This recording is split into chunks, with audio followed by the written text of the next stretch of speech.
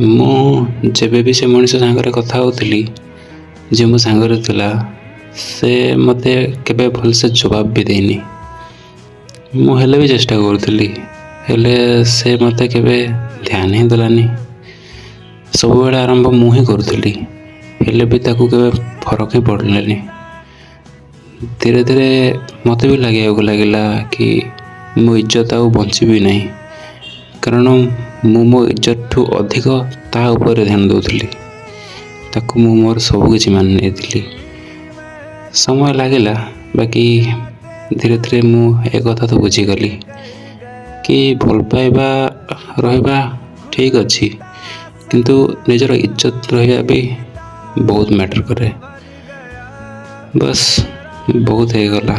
ଏବେ ଆଉ ସେ ମଣିଷକୁ ପାଇବା ପାଇଁ ମୁଁ ନିଜକୁ ହରାଇବାକୁ ଚାହୁଁନି।